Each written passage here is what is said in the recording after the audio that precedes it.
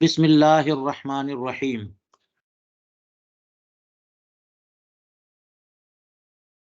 الاشباح والنظائر میں فن ثانی میں کتاب الصید والذبائح، شکار اور ذبائح کا بیان، قربانی اضحیہ کا بیان، اور اس کی ابتدائی باتیں کل گزر گئیں، جس میں اہم بات یہ تھی کہ ملکیت کے اسباب تین ہیں۔ ایک ہے استیلا، جو اصلاً کسی چیز پر ملکیت ثابت کرتی ہے کہ جو کسی کی ملکیت میں چیز نہیں تھی اب وہ کسی کی ملکیت میں آ گئی، غلبے اور قبضے اور استیلا کی وجہ سے۔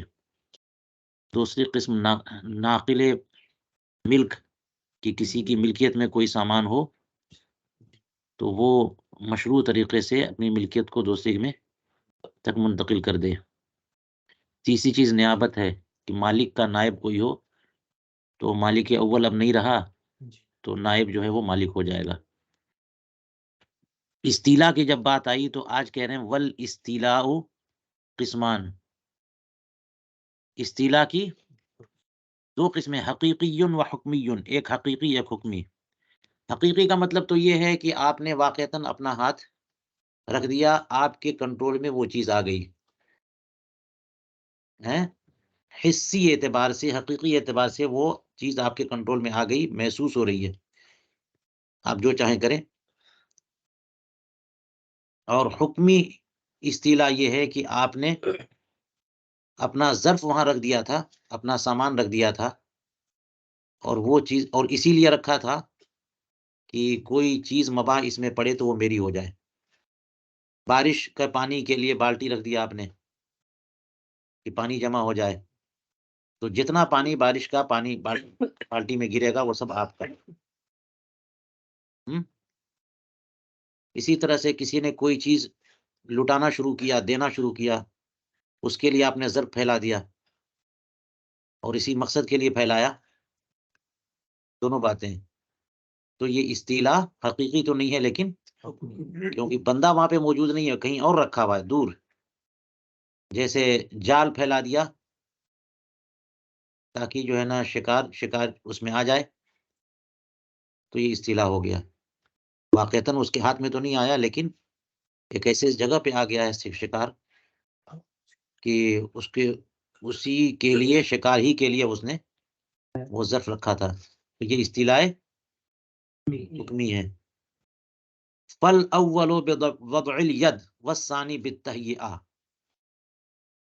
استیلاء حقیقی وضع ید سے ہوتا ہے، ہاتھ رکھنے سے، قبضے میں آ جائے، اور استیلاء حکمی تہیؤ سے، یعنی آپ نے جو ہے نا سامان تیار کر دیا تھا، اسی کے لیے آپ تیار تھے، قبضے کے لیے آپ تیار تھے، قبضہ تو ہوا نہیں ابھی حصن، لیکن قبضے کی تیاری تھی کہ وہ چیز آ جائے تو میں اٹھا لوں۔ تو اس تیاری اور اس کو قصد ارادہ ضروری ہے، لازم ہے، تو اس سے بھی کیا ہوتا ہے، استیلا ہو جاتا۔ فَإِذَا نَصَب، اب دیکھیے اس کی مثال دوسرے کی، یعنی استیلاء حکمی کی۔ فَإِذَا نَصَبَ الشَّبَكَةَ لِلصَّيْدِ مَلَكَ مَا تَعْقِلُهُ، کہ اس نے تو جب اس نے جال پھیلا دیا شکار کے لیے، تو وہ جال جس شکار کو روک لے، جال پھیلانے والا اس کا مالک ہو جائے گا۔ عقلا یعقلو کا معنی ہوتا ہے پاؤں باندھ لینا، روک لینا، پھنسا لینا، پاؤں بیچ میں ڈال کر کے گرا دینا۔ اصل میں عقل کا معنی ہے روکنا، المنع۔ عقل کو عقل اسی لیے کہتے ہیں کہ وہ مفاسد اور خرابیوں سے روکنے والی ہوتی ہے نا، کہ جب بندے کے پاس عقل نہیں ہے تو وہ رکتا نہیں ہے کسی چیز سے، کہیں بھی جا سکتا ہے، اور عقل ہے تو عقل کا معنی منع۔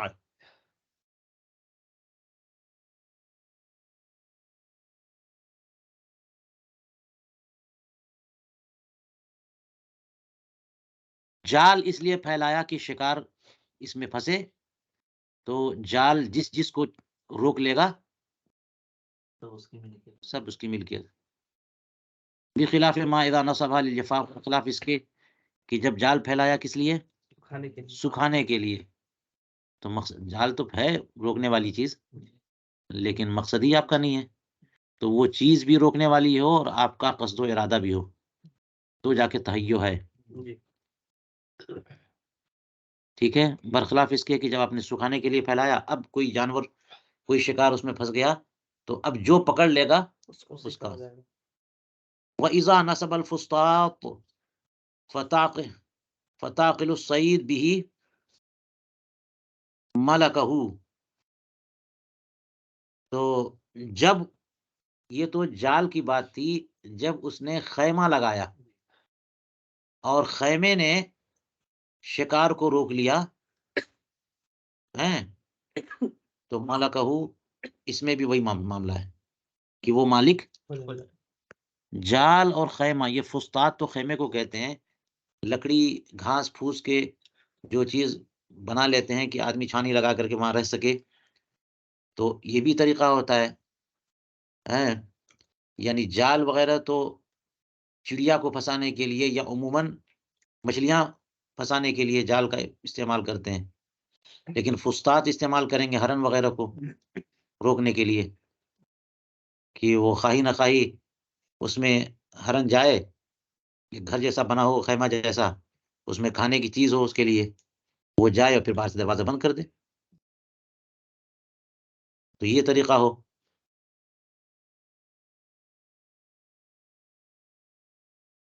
تو یہ بھی ہے کہ اگر بندہ اسی کے لیے، اور یہاں پر ذکر کیا نہیں انہوں نے، شبکہ میں ذکر کیا کہ شبکہ پھیلایا کس لیے؟ شکار کے لیے. جفاف کے لیے تو نہیں، شکار کے لیے. اور شبکہ میں مچھلیاں پھنس گئی تو اس کی ہو گئی، یا کچھ پرندے پھنس گئے تو اس کی ملکیت. سکھانے کے لیے ہو تو نہیں ملکیت اس کی، شکار کے لیے تو اس کی ملکیت ہے. اور فسطاط میں بھی وہی بات ہے، وہ بات یہاں پہ ریپیٹ کرنی چاہیے. سمجھ لیجیے، معقول بات ہے وہ کہ فسطاط بھی لگایا اس نے اسی مقصد سے، تو جو بھی جانور اس میں پھنسے گا اس کا مالک ہوگا، اور اس مقصد سے نہیں ہے تو وہ مالک ہوگا. وَلَوْ نَصَبَهَا لَهُ فَتَعْقِلُ بِهَا فَأَخَذَهُ غَيْرُهُ فَإِنْ كَانَ الْأَوَّلُ بِحَيْثُ لَوْ مَدَّ يَدَهُ أَخَذَهُ مَلَكَهُ فَيَأْخُذُهُ مِنَ الثَّانِي وَإِلَّا فَلَا. یہ پورا جملہ ہوا.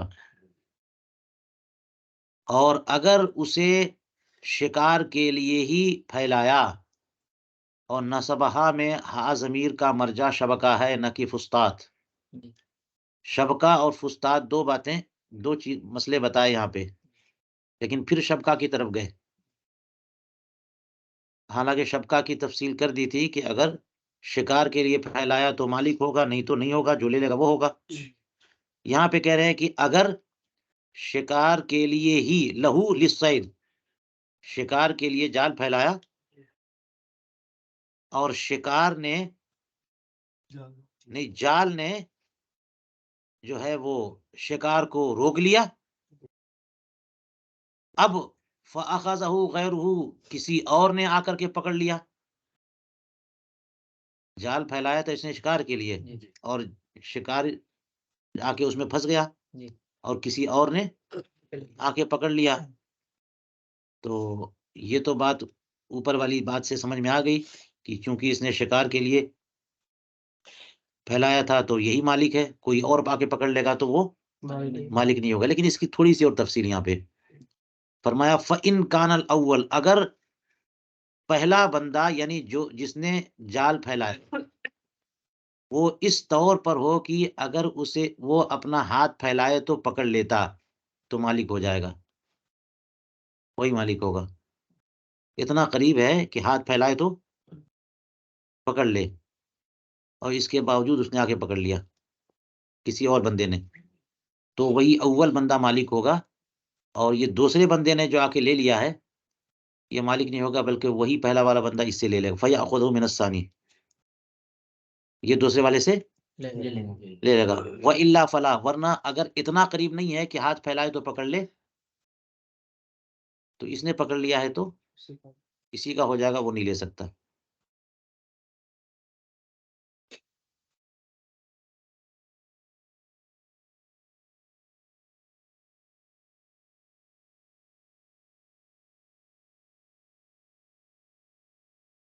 یہ ایک تفصیل انہوں نے بتا دی ہے. دیکھیے تو علامہ حموی کیا کہہ رہے ہیں اس پہ.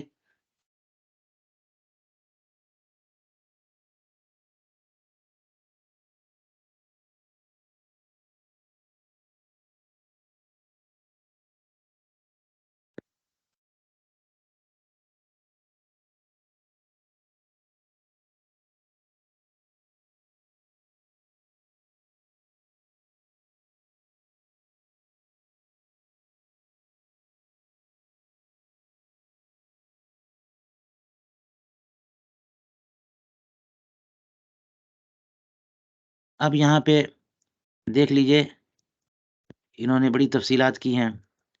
والاخذ نوعان، حقیقی و حکمی. اس میں تو یہ کہہ دیا کہ جس نے شکار کے لیے، جس نے جو ہے جال پھیلائے تو شکار کے لیے ہو یا نہ ہو، جب شکار پھنسے گا اس میں تو صاحب شبکہ کا ہی ہوگا. دیکھ لیجئے قصد به الاصطیاد او لم یقصد، فتاوی ظہیریہ کے حوالے سے. قصد به الاصطیاد او لم یقصد، یہ ملا کہ نہیں حاشیہ. حتی ان من نصب شبکتن فتاقل بها صیدا ملکہ صاحب الشبکہ، قصد بنصب الشبکۃ الاصطیاد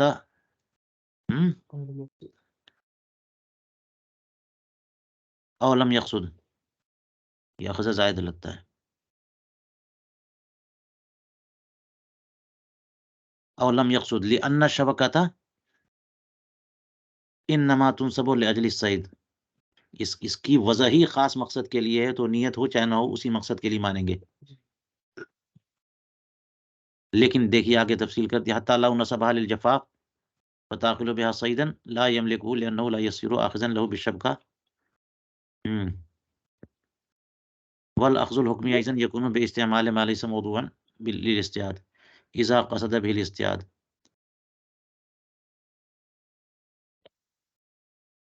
اور اخذ حکمی کیا ہے کہ ایسی چیز کے استعمال سے ہے جو چیز اصطیاد کے لیے رکھی نہیں جاتی ہو لیکن اصطیاد مقصود ہے. حتی ان من نصب فسطاطا فتاقل بها صیدا ان قصد بنصب الفسطاط الصید ملکہ وان لم یقصد به الصید لا یملکہ. یہ تفصیل ہو گئی، اور کہتے ہیں یہاں سے پتہ چلا کہ مصنف کے کلام میں خلل ہے. ٹھیک ہے. اب یہاں دیکھیے فإن كان الأول بحيث لو مد يده أخذه ملكه أقول لم يفصل هذا التفصيل فيما لو نصب الفسطاط من غير تهيئ للصيد وهو أحق بهذا التفصيل.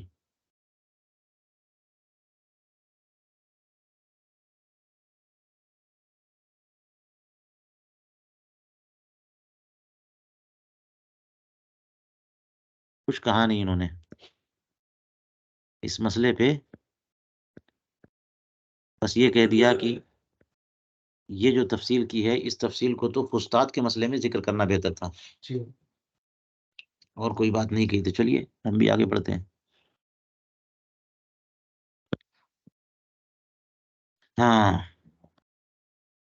خیر، جو تفصیلات فتاوی ظہیریہ میں ہیں اس سے یہ بات تو ہے کہ اگر جفاف کے لیے، سکھانے کے لیے جال ڈال دیے اور اس میں پرندے پھنس گئے تو جو لے لے گا اسی کا، اور یہ مقصد نہیں ہے تو چاہے صراحتاً مقصد قصد کرے وہ اصطیاد کا یا نہ، بہرحال اصطیاد ہی مقصود ہوگا کیونکہ جال کی وضع ہی اسی لیے ہے.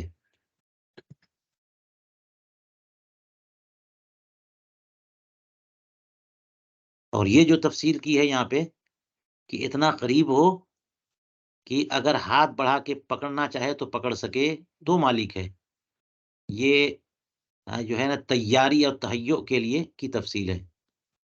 اتنا قریب ہے نا. دوسرا بندہ آ گیا اس نے پکڑ لیا تو وہ اسی کا ہو گیا، اگر اتنا قریب نہیں ہے تو، یعنی پورے طور پہ تیار نہیں ہے۔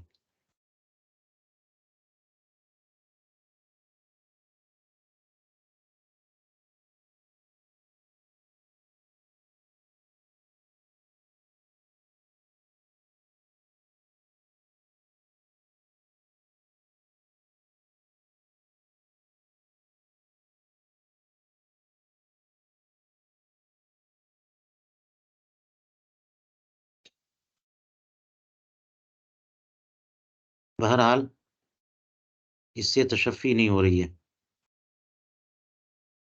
اس ضمیر کے بارے میں ولو نصبہا میں فستاذ مراد ہوں۔ ہاں اصل میں فستاد تو ہے مذکر، جی اور فتاقلو مؤنث کیوں ہے اس کی وجہ بتائی، اور یہاں بھی اگر ضمیر اسی کو مانے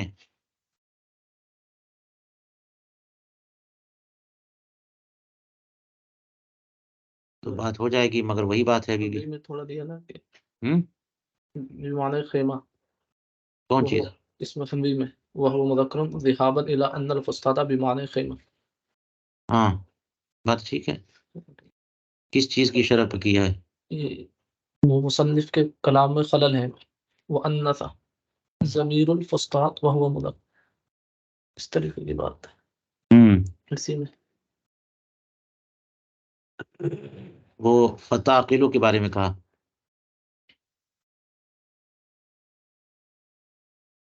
استاد خیمے کے معنی میں ہو سکتا ہے خیمہ کی جو مؤنث ہے اس منت پر مؤنث کی ضمیر لائی گئی ہو۔ مسئلہ وہ نہیں ہے، تو اس سے فائدہ کیا ہوگا؟ کیونکہ نصبہا میں ہا ضمیر مؤنث ہے، اور اس سے پہلے فتعقل مانے فتعقل الصید بھی، تو یہ مذکر ہے، ورنہ فتعقلو یہ مؤنث۔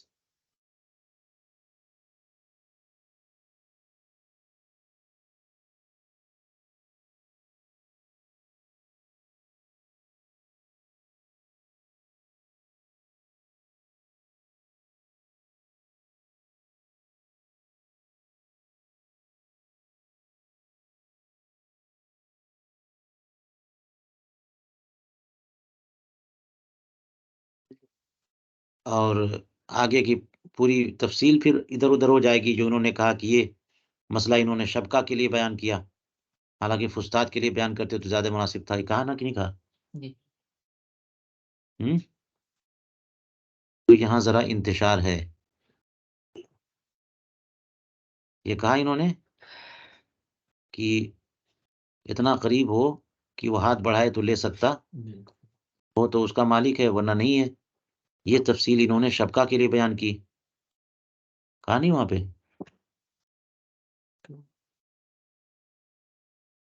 اور بہتر تھا کہ فستاد کے لیے بیان کرتے۔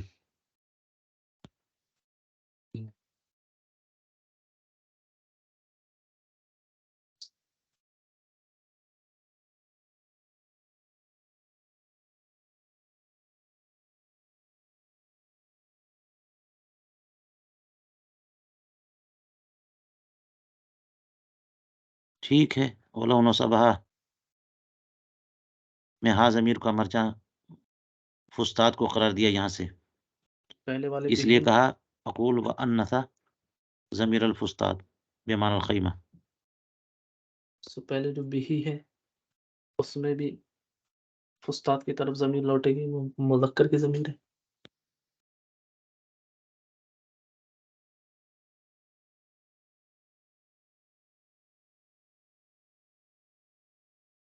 یہ بات صحیح ہے، لیکن ابھی بھی یہ معاملہ ہوا کہ پھر انہوں نے کہا کہ شبکہ کی تفصیل میں بتایا، فستاد کی سبھی تفصیل میں بتاتے تو زیادہ بہتر تھا۔ چلیے، بات بہرحال اتنی بات واضح ہو ہے کہ شبکہ یا فستاد اگر کوئی صید کے لیے تیار رکھے اور صید آ کر کے پھنس جائے تو جس نے اسی مقصد کے لیے رکھا ہے وہ اس کا، اور اس میں ایک قید اور بڑھائی کہ قریب ہو بندہ کے ہاتھ سے روک سکے تو اس کا، اگرچہ کسی اور نے لے لیا ہو۔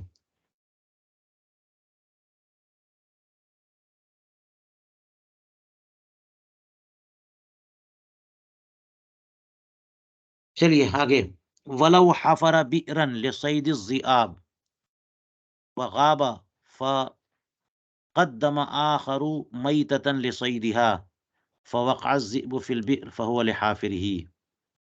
یہ ایک اور مسئلہ دیکھ لیجئے، یہ وہی ہے استیلاء حکمی، لیکن اسی سے ذرا الگ مسئلہ کہ اگر کسی نے کنواں کھودا کس لیے؟ بھیڑیوں کے شکار کے لیے، کہ بھیڑیے آئیں اور اسی میں گر جائیں تو ان کے ضرر سے بھی بچاؤ ہو جائے اور ان کی کھال نکال کر کے کام میں لائیں۔ تو کنواں کھود دیا بھیڑیوں کے لیے کہ آگے گریں اور غائب ہو گیا، تو کسی دوسرے بندے نے مردار رکھ دیا انہی بھیڑیوں کے لیے، وہ تیزی سے آئیں اور کھائیں تو ہم شکار کر لیں۔ وَوَقَعَ الذِّئْبُ فِي الْبِئْرِ، تو اس کے لیے یعنی مردار کے لیے بھیڑیا آیا اور اس نے وہ کنویں میں گر گیا، فَهُوَ لِحَافِرِهِ، تو یہ بھیڑیا کس کا؟ حافر کا ہے، اور اس کی وجہ یہی ہے کہ اس نے تہیہ کیا تھا، تیاری کی تھی نا صید کی، اس نے سبب رکھ دیا لیکن روکنے کی تیاری نہیں کی۔ ایک بندے نے کنواں کھودا تو کنویں میں جب بھیڑیا گرے گا تو پھنس کے رہ جائے گا نا، پکڑنا آسان ہو جائے گا، اور دوسرے بندے نے مردار لا کر رکھ دیا تو اس کی بنیاد پر بھیڑیا آئے گا، ورنہ خالی کنویں میں کہاں گرنے آتا ہے وہ۔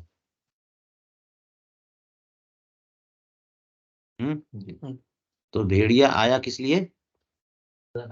مردار کھانے کے لیے، اور آتے ہی وہ گر گیا کنویں میں۔ تو جس نے گوشت رکھا اس کا، یا جس نے کنواں کھودا اس کا؟ جس نے مردار رکھا اس کا یا جس نے کنواں کھودا اس کا؟ حافر کے لیے، وجہ وہی استیلاء حکمی۔ میتا جس نے رکھا اس نے استیلاء کا کوئی انتظام نہیں کیا، اور استیلاء کا انتظام کیا کس نے؟ حافر نے۔ چلیے اور مسئلہ کہتے وما تعسل فی ارضہ فہو لہ، جو شہد تیار ہو اس کی زمین میں تو وہ اسی کی، وَإِن لَّمْ يُهَيِّئْهَا، اگرچہ زمین اس کے لیے تیار نہیں رکھی تھی، لِأَنَّهُ مِنْ إِنزَالِهَا، اس لیے کہ یہ اس کی مہمان نوازی سے ہے، زمین کی مہمان نوازی سے یہ حصہ ہے، زمین کی عطایا سے ہے نا۔ یعنی شہد کی مکھیاں جو ہے نا کہیں بھی آ جاتی ہیں، ان کو کون روکے گا؟ چھتا لگا دیا انہوں نے، اور اس کے بعد جو ہے نا سب کچھ کر کے اڑ گئی، چلی گئی، نکالا گیا شہد اس میں، تو شہد کا مالک کون ہے؟ زمین والا۔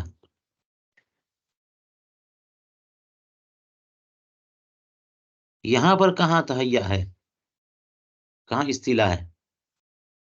اس نے تو کوئی تیاری نہیں کی تھی، کوئی ماحول بناتا ہے نا، کہیں جگہ بناتا کہ یہاں شہد آئے، کیسے ہوتی ہے، کیا ہے، کچھ نہیں۔ تو اصل میں یہ معاملہ صید کا ہے ہی نہیں، یہ معاملہ شہد جو ہے وہ شکار تو نہیں ہے، تو اس لیے یہ ایک اضافہ، ایک انعام، ایک قدرت کی نعمت ہے جو فری میں مل جائے کسی کو۔ تو ایسے ہی جیسے کسی کی زمین میں پٹرول نکل جائے،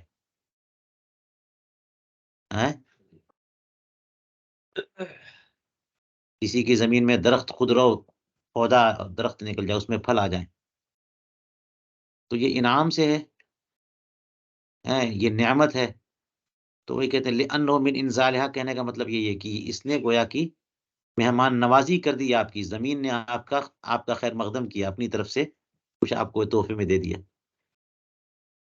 انزال کا معنی مہمان نوازی، زمین نے مہمان نوازی کی ہے تو کس کی کرے گا؟ مالک کی. زمین کس کی مہمان نوازی کرے گی؟ مالک کی.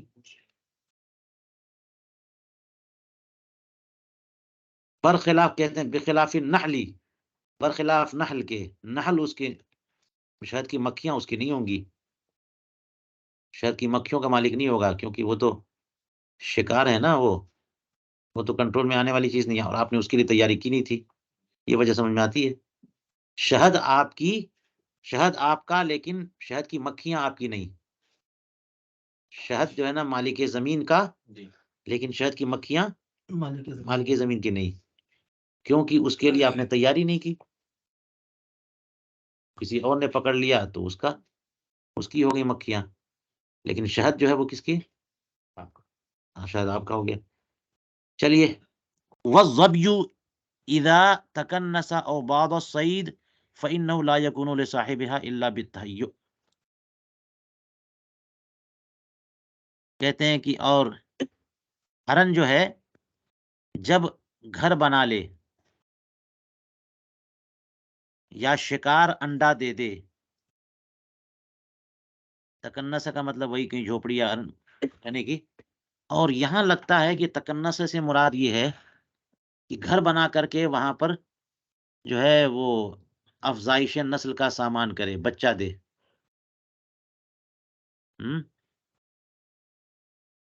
تو ہرنی بچہ دیتی ہے یا انڈا دیتی ہے؟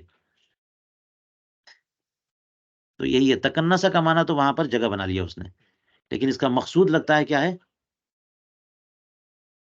ہاں، بچے وہاں ہو گئے. تو اسی طرح سے شکار نے، اور شکار سے مراد یہاں پر پرندہ، کہ پرندے عموماً انڈا دیتے ہیں اور زمین پہ چلنے والے جانور کیا دیتے ہیں؟ بچہ دیتے ہیں. تو دونوں کو بیان کیا یہاں پہ. کسی کی زمین پر ہرن نے کیا کیا؟ گھر بنا لیا، بچہ دے دیا. یا شکار نے کیا کیا؟ انڈا دے دیا. فَإِنَّهُ لَا يَكُونُ لِصَاحِبِهَا، تو یہ بچہ یا انڈا زمین کے مالک کے لیے نہیں ہوگا، مگر الا بالتہیؤ. کیسے؟ تہیہ رہے گا، یعنی اسی کے لیے مہیا کیا اس نے، تبھی نہ احراز مانیں گے یا استیلا مانیں گے. استیلا تو وہی نہیں، خالی تمہاری زمین پہ ہو گیا تو کیا مطلب؟ آپ کی زمین آپ نے اس لیے تیار تو کی نہیں تھی. جو پکڑ لے وہ اس کا. ما لم یکن قریبا منہ بحیث لو مد یدہ لاخذہ، جب تک کہ وہ اتنا قریب نہ ہو اس سے کہ اگر وہ اپنا ہاتھ پھیلائے تو اسے لے لے، تو پھر یہ اصطلاح حکمی میں آ جائے گا کہ تیار ہے بالکل، اب کوئی نہیں لے سکتا، زمین اس کی ہے. چلیے یہ بات ہو گئی. اگلا مسئلہ دیکھیے. وَلَوْ وَقَعَ فِي حَجْرِهِ مِنَ النِّثَارِ شَيْءٌ فَأَخَذَهُ فَهُوَ لِلْآخِذِ إِلَّا أَنْ يُهَيِّئَ حَجْرَهُ لَهُ. اگر اس کی گود میں لٹانے والی چیزوں میں سے کوئی چیز گر پڑے، آ پڑے، اور وہ لے لے تو لینے والے کا، وہ لٹانے والی چیز لینے والے کی، مگر یہ کہ اس نے اپنی گود اسی کے لیے تیار رکھی ہو. تو جس نے اپنی گود کو تیار رکھا ہے وہ اس کا. جیسے مثال کے طور پر چھہارا لٹایا شادی میں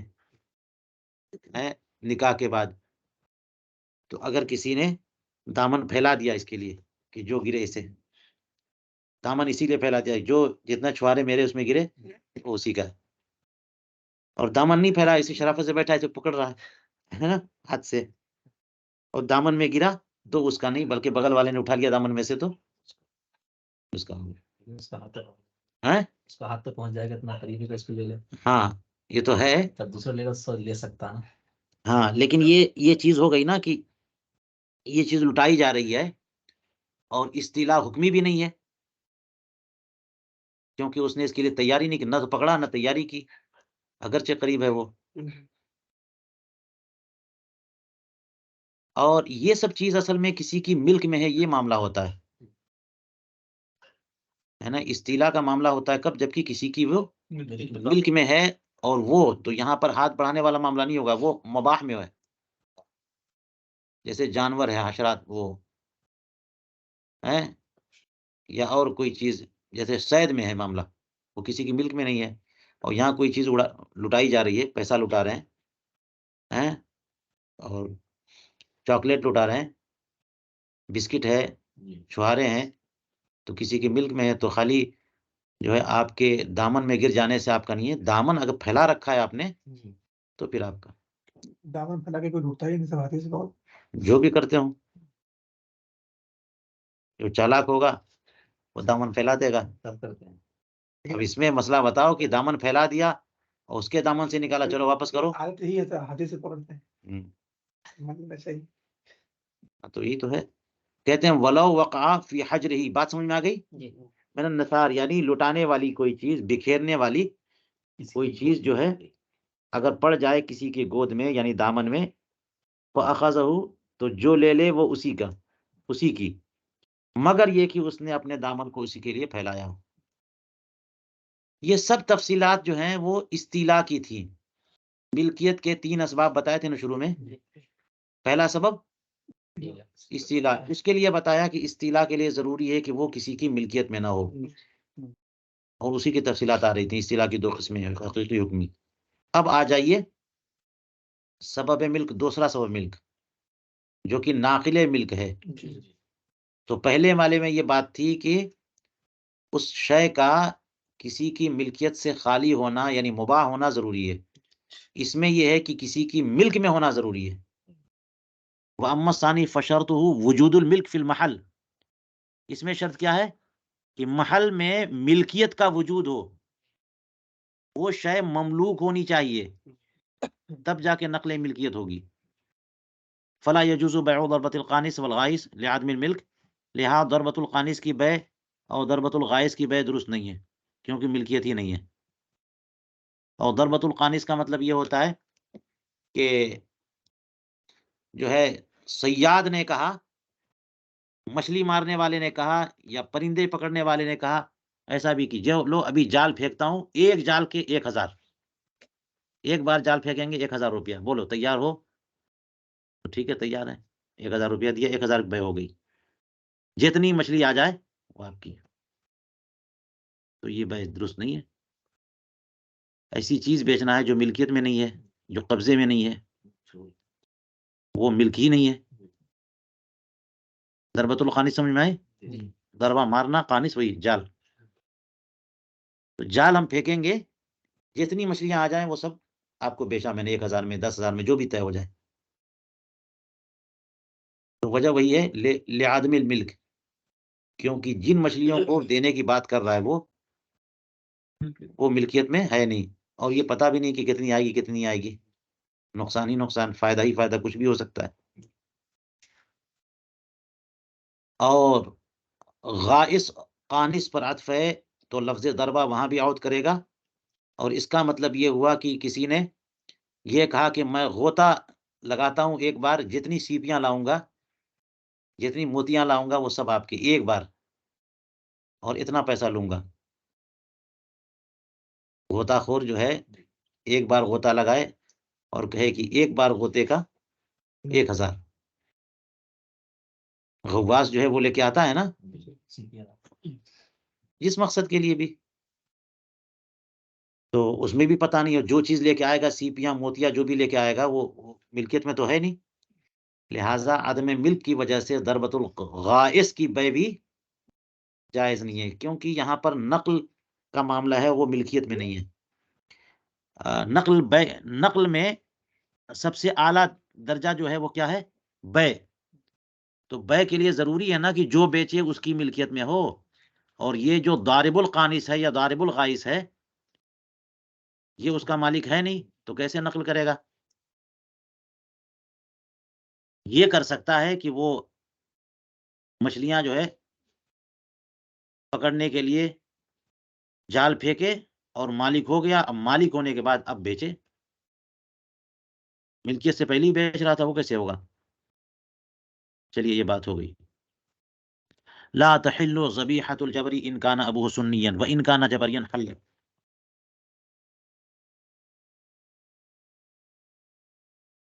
جبری کا ذبیحہ حلال نہیں ہے اگر اس کا باپ سنی ہو، اور اگر اس کا باپ بھی جبری ہو تو حلال ہے. یہ جو ہے بنیت المنیا سے یہ ایک جزیہ یہاں پر نقل کیا، اور شراح کہتے ہیں کہ یہ جو ہے اصل میں بنیا کا کے مصنف جو ہے وہ معتزلی ہے، زاہدی جو ہے وہ معتزلی ہیں، تو یہاں پر انہوں نے اعتزال کی بحث داخل کر دی ہے.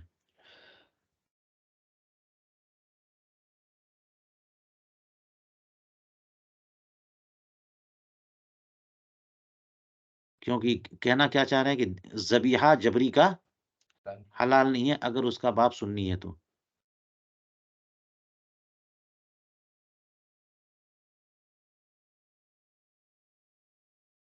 ٹھیک ہے. اور یہاں جو ہے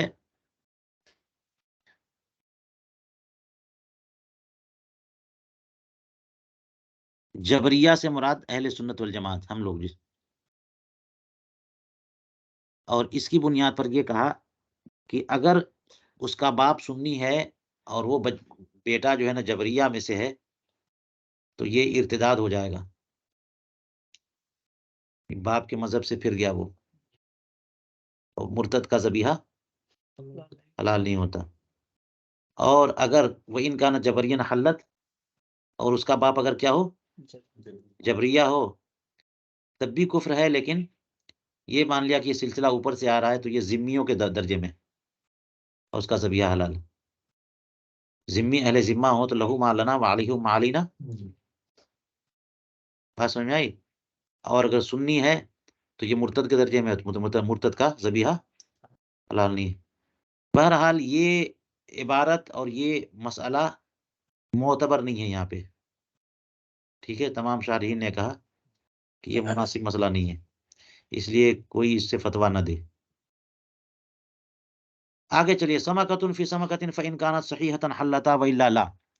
مچھلی میں، یعنی ایک بڑی مچھلی چھوٹی مچھلی کو کھا گئی. اب بڑی مچھلی کو خریدا آپ نے، نکالا اندر سے چھوٹی مچھلی نکلی، اس کا کیا ہوگا؟ تو اگر دونوں کے دونوں صحیح ہیں، صحت مند ہیں، تو دونوں حلال. اور اگر چھوٹی جو اندر کی مچھلی ہے وہ صحت مند نہیں ہے، خراب ہو گئی ہے، وَإِلَّا لَا، تو حلال نہیں ہے. لِأَنَّهَا مُسْتَقْذَرَةٌ، کیونکہ وہ تو گھن والی چیز ہے. استقذار شرعی تو نجس ہے، ورنہ جو ہے نا حسن اور طبعاً اگر استقذار ہے تو بھی کھانا درست نہیں ہے، گھن والی چیز اگرچہ ناپاک نہ ہو. ٹھیک ہے.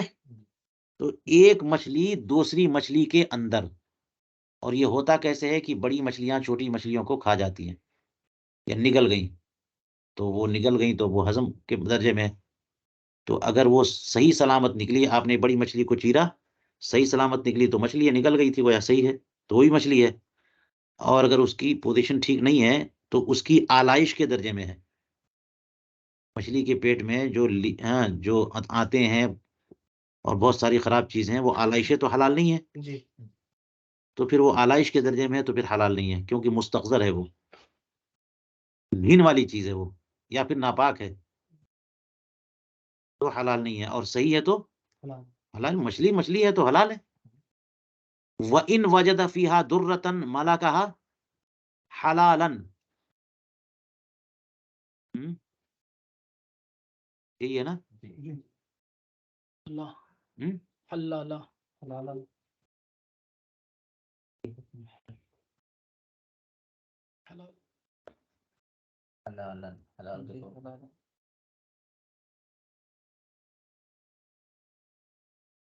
چلیے کہتے ہیں کہ اور اگر مچھلی کے اندر موتی ملا تو وہ اس کا مالک ہو جائے گا، اور یہ ملکیت جو ہے نا ملکیت حلال ہوگی.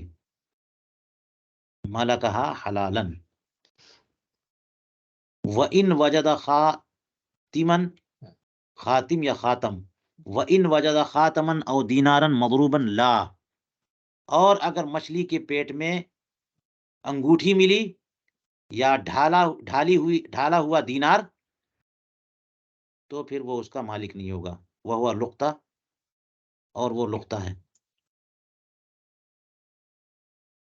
لہو ان یصرفها علی نفسی بعد التعریف ان کان محتاجا، تو وہ اسے صرف کر سکتا ہے، خرچ کر سکتا ہے اپنے اوپر اعلان اور تعریف پہچان کروانے کے بعد، اگر اس کو ضرورت ہو، اگر وہ فقیر یعنی محتاج ہے تو۔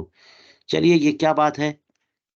یہ سب استیلا کی بات ہو رہی ہے یا نقل کے بیان میں کیا نا انہوں نے۔ تو کہتے ہیں کہ اگر مچھلی کے اندر مچھلی ملی تو وہ پاک ہے کہ ناپاک ہے، اس کا مسئلہ ہو گیا۔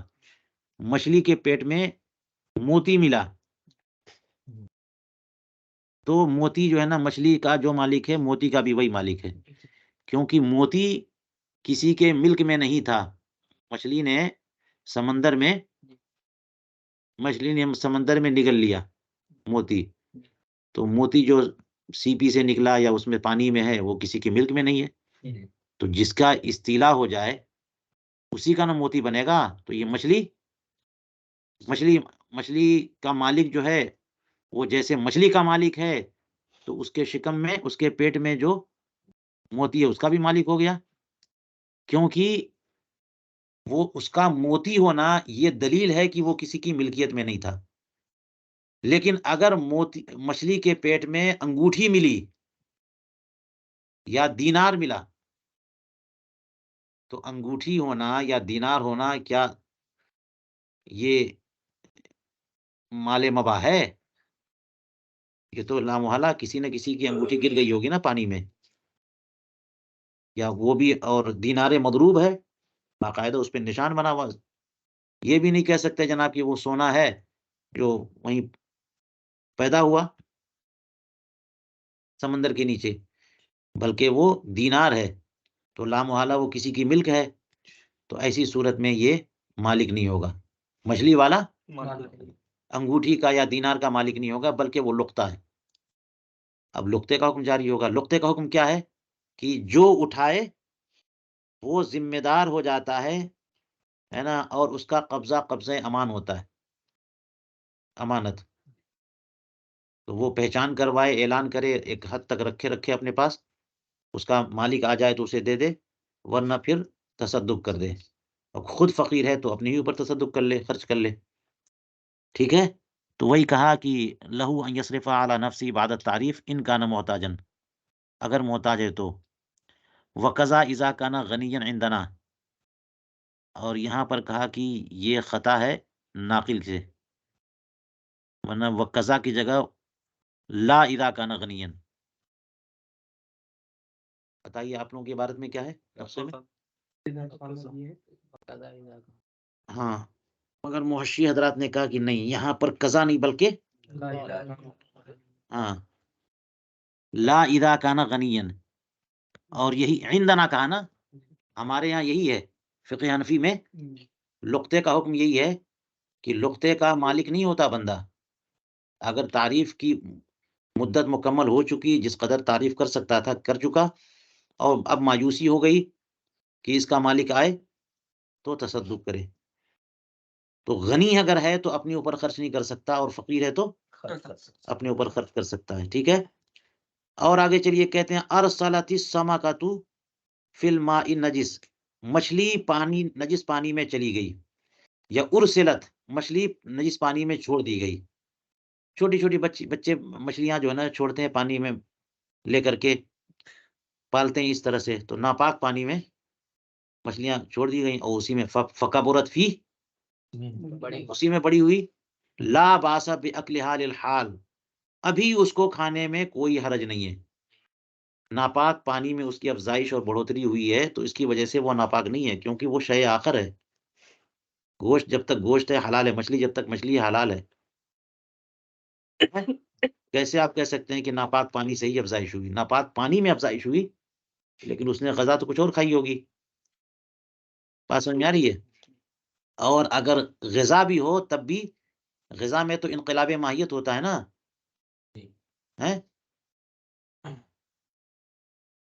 اور وہ جو فرق ہے دو جاجا مخلات کا، کہ نجس چیزیں کھاتی ہیں تو اس میں ایک حد تک روکنا پڑتا ہے، اگر اس کے اثرات مرغ کے گوشت میں بدبو آنے لگ جائے تو 3 دن چھوڑ دیں کہ بدبو ختم ہو جائے اور پھر کھائیں، حرام پھر بھی نہیں کہتے. لیکن اسی لیے یہاں پہ للحال کہا کہ ایسا بھی نہیں کہ چند دن اسے چھوڑیں، بلکہ مچھلی اگر ناپاک پانی میں ہاں تو اس کو فوراً کھا سکتے ہیں. پانی ناپاک ہے، مچھلی پاک ہے، بس اتنا ہے کہ اس کے بدن کو، اس کا اوپری حصے کو پاک کر لیجئے. اتنا ہوگا، ناپاک پانی اس سے مختلط ہوگا تو اس کا جسم کیا ہوگا؟ ناپاک ہو. اسے دھو لیں ٹھیک سے اور پھر پکا کے کھائیں. کہتے ہیں کہ اس کے کھانے میں کوئی حرج نہیں ہے. وَيَحِلُّ أَكْلُهَا إِذَا كَانَتْ مَجْرُوحَةً طَافِيَةً، اور مچھلی کا کھانا حلال ہے اگر مچھلی مجروح طافیہ ہو، یعنی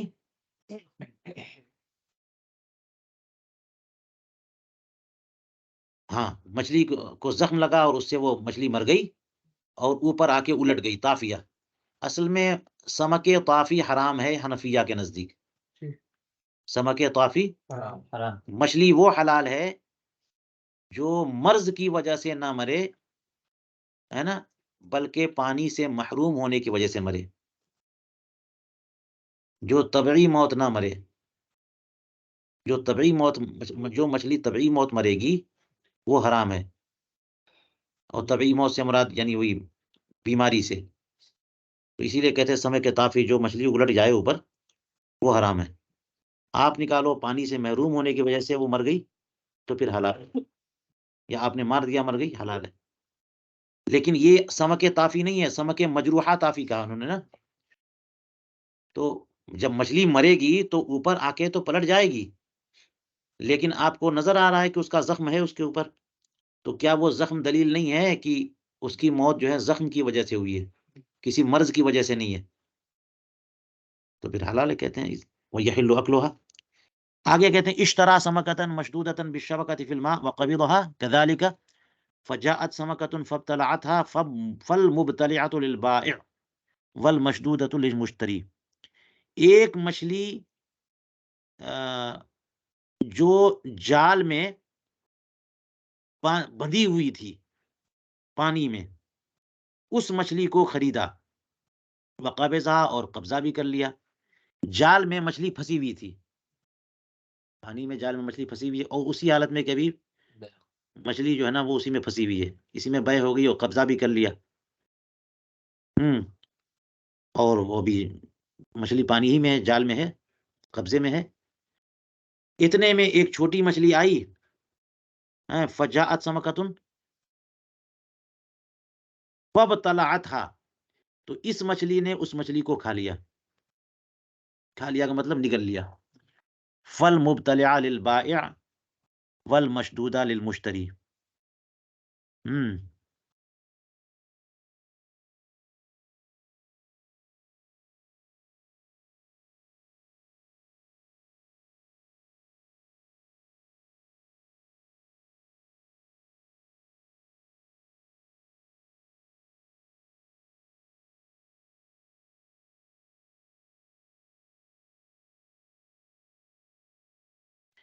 اب یہاں پر دیکھیے مبتلعہ یا مبتلعہ، فاعل یا مفعول ہے.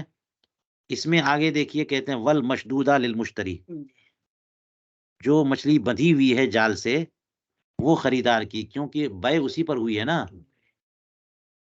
وہ مشدودہ مشتری کی. لیکن جس نے نگل لیا یا جو نگلی گئی، اور وہ بھی چونکہ وہ والی پھنسی ہوئی ہے تو یہ بھی نکل گئی تو وہ پھنسی ہے، تو وہ ہے کس کی؟ بائے کی. جس نے اس کو نگلا ہے وہ بائے کی، اور جو ابھی بندھی ہوئی ہے جس کی بے ہو چکی وہ مشتری کی. اب یہاں پہ نہیں کہہ سکتے کہ چونکہ وہ جو بندھی ہوئی ہے وہ مشتری کی، اور نئی والی جو ہے وہ جو اس کے پیٹ میں چلی گئی وہ بھی مشتری کی، کیونکہ احراز اسی کا ہو گیا، اسی کی مچھلی میں، اسی کی مچھلی کے پیٹ میں ایک مچھلی ملی. تو یہ نہیں کہہ سکتے کہ وہ بھی مشتری کی، بلکہ وہ بائے کی. وجہ یہ ہے کہ جال میں ابھی بھی یہ مچھلی جو بے ہوئی ہے یہ پھنسی ہوئی ہے ابھی بھی، اور جال کس کا ہے؟ بائے کا. تو وہ جو نئی مچھلی آ کے اس میں پھنسی، اگرچہ وہ نکل گیا جو پہلی والی مچھلی نے نگل لیا اس کو، مگر اسی جال کی وجہ سے سب ہوا، تو احراز اس کی طرف سے پایا گیا، اس لیے وہ بائے کی۔ جس سبب بڑی مچھلی بن گئی، ہم؟ اگر جس سبب بڑی مچھلی بن گئی ہم۔ تو یہ ٹھیک ہے۔ مبتلعہ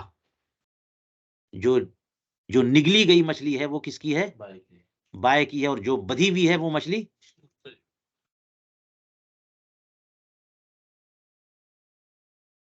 تو فجاءت سمکۃ، ایک مچھلی آئی، فابتلعتھا میں ابتلعت میں تا ضمیر جو ہے وہ پہلی مچھلی کی طرف راجع ہے، اور ہا ضمیر مفعول اس والی مچھلی کی طرف راجع ہے۔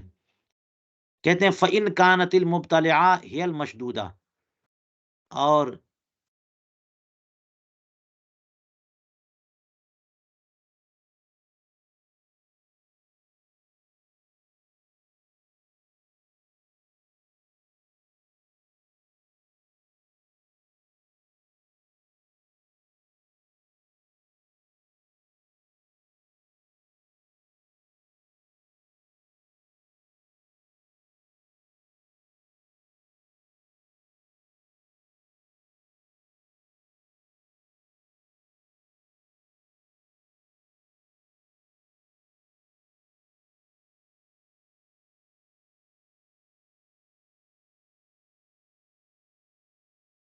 چلنے والی مشکل مرحلہ ہوا نا۔ كانت مبتلعة هي المشدودة، جو نگلی گئی ہے وہی بندھی ہوئی ہے، دوسرے نے آ کے بندھی ہوئی کو نگل لیا ہے، تو یہ دونوں مشترک ہیں، مطلب برابر سے دونوں بندھی ہوئی تھی، بڑی نے چھوٹی کو نگل لی اپنے جال میں، بندھی ہوئی نگلی گئی، بندھی میں نگل گئی، وتخرج من بطنها وتسلم الى المشتري، ہمارے مشترک۔ تسلم الى المشتري۔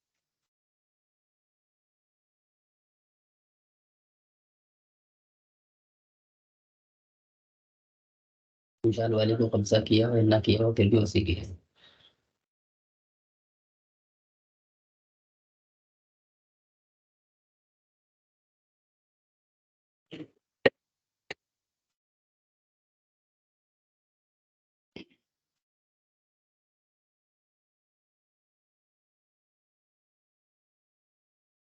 اس سے سمجھ میں آتا ہے کہ معاملہ الٹا ہے۔ جی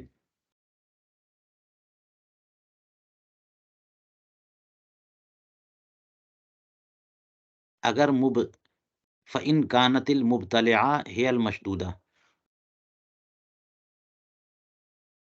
جس نے نگلا ہے، یہاں پر اس میں فاعل یہی مشدودہ ہے، تو یہ دونوں کے دونوں مچھلیاں مشترکی، چاہے قبضہ کرے چاہے نہ کرے۔ تو اس کا مطلب یہ ہوا کہ اس سے پہلے جو بات ہے وہ کیا ہے؟ جال میں پھنسی ہے اس نے نہیں، جو پہلی والی مچھلی پہلے سے نکل کے رکھی ہے، اب وہ پھنس گئی ہے، تو اب جو پھنسی ہے وہ خریدے گا تو مشتری کا ہوگا، لیکن اس کے جو پیٹ میں نکلے گا وہ اس کا ہوگا۔ اور فَإِنْ كَانَتْ مُبْتَلِعًا سے ہے کہ وہ آئی اور وہ مچھلی چھوٹی سی پھنسی تھی، اس کو نگل لیا، تو اب یہ دونوں مشتری ہوئے۔ تو جو آئی ہے وہ کیوں مشترکی ہوگی؟ دونوں پھنس گئے نا، پہلی والی پہلے سے پھنسی تھی، وہ آ کے دوسری پھنس گئی، اس کو کھا کے پھنس گئی، تو اب جو دونوں میں نکلے گی تو وہی اس میں تو بے ہوئی نہیں نا، جو آئی، جو مبتلعہ جو نکلنے والی ہے یہی مشدودہ ہے، یہی بندھی ہوئی ہے، اور بے اسی پر ہوئی، تو یہ مشتری کی۔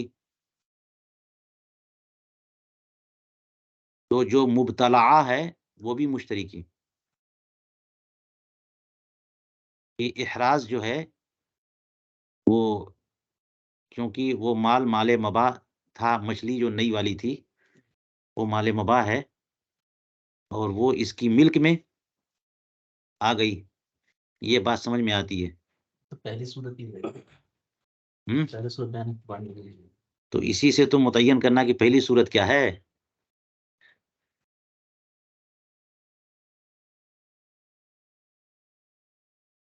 صورت یہ لگ رہی ہے کہ آنے والی مچھلی نے مشدودہ کو نگل لیا، مطلب دوسری والی صورت یہ مسجدہ کی بات ہی نہیں ہوئی۔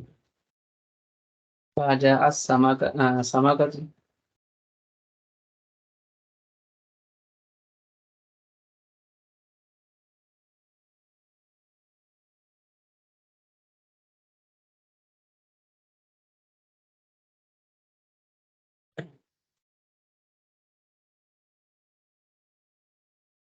جی ٹھیک ہے، مفعول اس میں مفعول نہ مانا جائے، فالمبتلعہ، فالمبتلعہ اس میں فاعل مانے، پہلے والے میں فالمبتلعہ، اور دوسرے والے میں بھی فإن كانت المبتلعہ هي المشدودہ، تو اس میں فاعل نہیں، اس میں فاعل مانے، اس میں مفعول نہیں۔ جی اب تقریر کریں اس کی، جی اب دیکھیے، کہتے ہیں کہ ایک مچھلی خریدی جو جال میں پھنسی ہوئی ہے پانی میں، اور اسی صورت میں اس نے قبضہ کیا، اس کو بڑی مچھلی کہہ لیجئے۔ جی فجاءت سمکۃ فابتلعتها، تو ایک مچھلی آئی اور اس نے اسے نگل لیا، نئی والی مچھلی نے، تو یہ چھوٹی مچھلی ہے، جی جال میں پھنسی تھی، چھوٹی ہے، ہاں ایک مچھلی آئی فابتلعتها، تو اس آنے والی مچھلی نے جو بڑی ہے، اس نے نگل لیا اس سمک مشدود کو، جی سمکہ مشدودہ کو۔ تو مبتلعہ جو نئی مچھلی ہے بڑی والی، جس نے نگلا ہے وہ بائے کی، جی اور جو بدھی ہوئی ہے وہ مشتری کی۔ یہ بات معقول ہوئی کہ نہیں ہوئی؟ جی کیونکہ بے تو مشدودہ کی ہوئی ہے، بے کس کی ہوئی ہے؟ مشدودہ کی ہے، جو چھوٹی مچھلی ہے، تو مچھلی کس کی ہے؟ مشتری مشتری کی۔ اور مبتلعہ جس نے نگلا ہے وہ بائے کی، کیونکہ وہ جال میں آ کے پھنسی ہے، اس کے پیٹ میں نہیں گئی ہے، اس نے نگلا ہے، تو وہ جال میں آ کے پھنسی ہے، تو وہ کس کی ہو گئی؟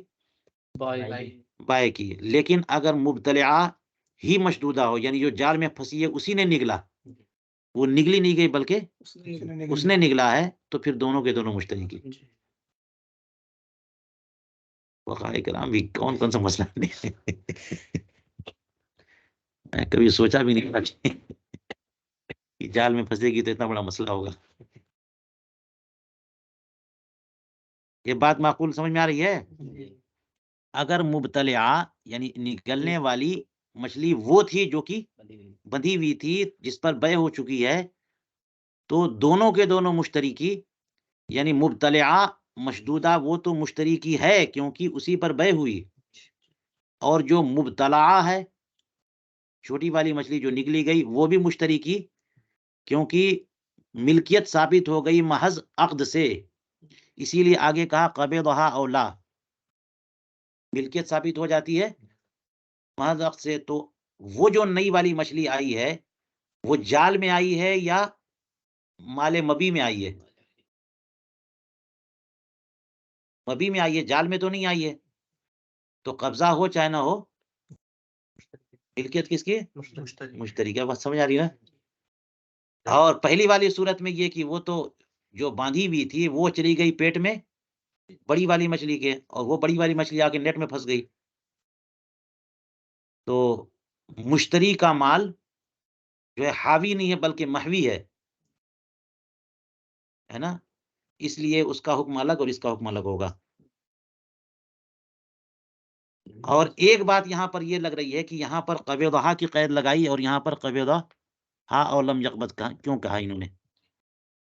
تو یہاں پر اس لیے قبضھا اور لم اولا کہہ دیا کہ قبضہ کریں چاہے نہ کریں، جب وہ مچھلی کنٹرول میں آ گئی جال والے کے، تو مال متقوم ملکیت میں آ گئی نا، اس کا بیچنا درست ہو گیا، اور محض عقد سے ملکیت ثابت ہو جائے گی۔ وہ تو بے فاسد میں ہوتا ہے نا، قبضے کے بعد ملکیت ثابت ہو، بے صحیح میں عقد سے تو ملکیت ثابت ہو گئی، ملکیت ہو گئی۔ لیکن اوپر جو کہا تھا وہی نہ کہا، یہ یہاں پہ کہا کہ قبضہ ہو چاہے نہ ہو، اوپر کہا کہ قبضہ ہوا ہو، تو وجہ یہ ہے کہ وہ اس پہ وہ مچھلی جو ہے کسی اور کی دوسری مچھلی کے پیٹ میں چلی گئی نا، تو مقدور التسلیم نہیں ہے وہ، تو جب قبضہ ہو چکے گا، قبضہ ہو چکا، پھر وہ کسی کے، تو چونکہ اس کا مال ہو چکا، وہ مچھلی اس کی ہو چکی، تو کہیں بھی چلی جائے مچھلی اسی کی رہے گی، اور قبضہ نہیں ہوا تو یہ معاملے مال نہیں کر سکتے، یہ بات نہیں کہہ سکتے۔ چلیے ہاں چلیں یہ بات مکمل کریں. کہتے ہیں ذبح لقدوم الامیر او لواحد من العظماء یحرم ولو ذکر اللہ تعالی وللضیف لا. کسی نے جانور ذبح کیا امیر کی آمد پر یا عظما سرکردہ لوگ بڑے لوگوں میں سے کسی ایک کی آمد پر کسی کے استقبال میں، تو وہ جانور حرام ہو جائے گا اگرچہ اللہ تبارک و تعالیٰ کا نام لیا ہو وقت ذبح. اور اگر جانور ذبح کیا مہمان کے لیے تو حرام نہیں. اس میں فرق یہی ہے کہ اگر کسی عظیم شخصیت کے استقبال میں کیا تو وہ ذبح للہ نہیں ہے، وہ وما اہل لغیر اللہ ہیں بھی وما اہل لغیر اللہ بھی. ہاں وما اہل لغیر اللہ وما اہل بھی لغیر اللہ ہیں، یہ سب ہے. تو وہ مچھلی وہی ہو جائے گی جو غیر اللہ کے لیے ذبح کی گئی ہے نا. اگر تعظیم مقصود ہو تو اور کھلانا مقصود ہو تو اللہ ہی کے لیے ذبح مانیں گے، کیونکہ مقصود گوشت ہے. اسی لیے کہتے ہیں مہمان کے لیے، ولیمہ کے لیے، ضیافت کے لیے، فنا کے لیے ہے نا. تو جب ذبح کریں گے تو اللہ کے نام پہ ذبح کریں گے اور مقصود گوشت ہے تو مہمان کے لیے، تو مہمان کے لیے یعنی ان کے انتظام کے لیے تو یہ ذبح للہ ہوگا. اور اگر امیر کے احترام میں کیا ہے نا، ان کو کھلانے کے لیے نہیں بلکہ ان کے استقبال کے لیے، ان کے خیر مقدم کے لیے، تو یہ لغیر اللہ بھی ہوگا، حرام ہوگا اگرچہ اللہ تعالیٰ کا نام لے. اس کی علامت یہ بتائی کہ ذبح کرنے کے بعد وہ گوشت پکا کر کے ان کو کھلایا جائے، یہ ہوا ضیافت کے لیے. اور ذبح کر کے لوگوں کو بانٹ دیا جائے یہ ضیافت کے لیے نہیں ہوا، یہ کسی کی استقبال کے لیے ہوا. امیر کی آمد ہے، سلطان کی آمد ہے، کوئی بڑا سیٹ آیا ہوا ہے تو اس کی آمد کے موقع پر ذبح کیا اور اس کے لیے انتظام کچھ نہیں کیا، غریبوں میں بانٹ دیا، تو اس کی تبجیل یا اس کے احترام میں ہے، یہ غیر اللہ کے لیے یہ ذبح ہوا. کہتے ہیں ان نصر علی الامیر لا یجوز وقضاء التقاطہ وفی العرس جائز. امیر پر کوئی چیز لٹانا جائز نہیں ہے، امیر پر پیسے لٹانا، چھوارے لٹانا، یہ سب گویا کہ تصدق جو ہے لغیر اللہ کا کیا جا رہا ہے.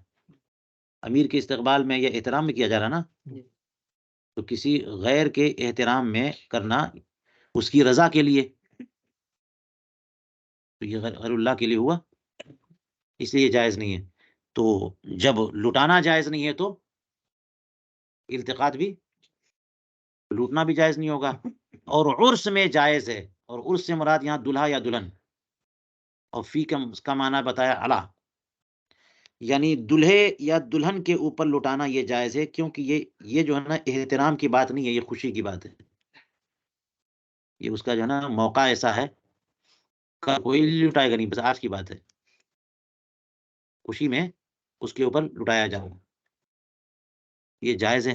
العضو المنفصل من الحی کمیتته الا من مذبوح قبل موته فیحل اکلہ من المعقول کما فی منیت المفتی. یہ بھی مسئلہ دیکھیے کہ وہ عضو جو زندے سے الگ کر دیا جائے تو ایسا ہی ہے جیسے کہ مردہ.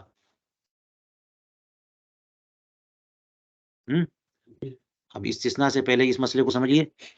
مثال کے طور پر بکرا ہے، گائے ہے، مرغا ہے، مرغے، اس کی ٹانگ توڑ کر کے الگ کر لیا یا جسم کا کوئی حصہ کاٹ لیا، گوشت کا ایک لوتھڑا نکال لیا تو وہ حرام ہے. جیسے حالانکہ ابھی اس کی ٹانگ توڑ کے الگ کیا تو وہ بھی زندہ ہے، اور جو چیز الگ کی ہے آپ نے وہ ایسے ہی ہے تو کہتے ہیں اس کو مردار کی طرح ہے، حلال نہیں ہے. بات سمجھ میں آئی؟ تو زندے جانور سے کوئی عضو الگ کر لیا جائے تو مردے جانور کی طرح ہے، وہ حرام ہے. الا من مذبوح قبل موتی، مگر جو عضو کسی مذبوح جانور سے الگ کیا جائے اس کی موت سے پہلے تو پھر وہ حلال ہے. یعنی جانور کو ذبح کر دیا اور ذبح کرنے کے بعد جو ہے حیات ما فوق المذبوح سنا ہے نا، کہ تھوڑی دیر اس کی زندگی رہتی ہے، چند ساتھ تڑپتے دھیرے دھیرے ٹھنڈا ہوتا ہے. تو بعد ذبح قبل موت قبل اظہاق نفس، اس کا کوئی ٹکڑا الگ کر لیا تو وہ حلال ہے کیونکہ ذبح ہو چکا. بس سمجھ میں حی سے وہ، کیونکہ اس کو حیات نہیں مانتے، حیات ما فوق المذبوح کو حیات نہیں مانتے، تو حی سے الگ کیا گیا نہیں ہے بلکہ میت سے الگ کیا، یعنی مذبوح سے الگ کیا گیا. اسی لیے کہتے ہیں کہ مگر وہ جو کہ مذبوح سے عضو منفصل ہو، اس کی موت سے پہلے پہلے، اور مذبوح اور موت دونوں لفظ دیکھیں، ذبح کیا جا چکا ہو وہ جانور، تو اس کا کھانا حلال ہے من المعقول، اگر وہ جانور کیسا ہو، قات الرحم ہو، جیسا کہ منیت المفتی میں ہے. چلیے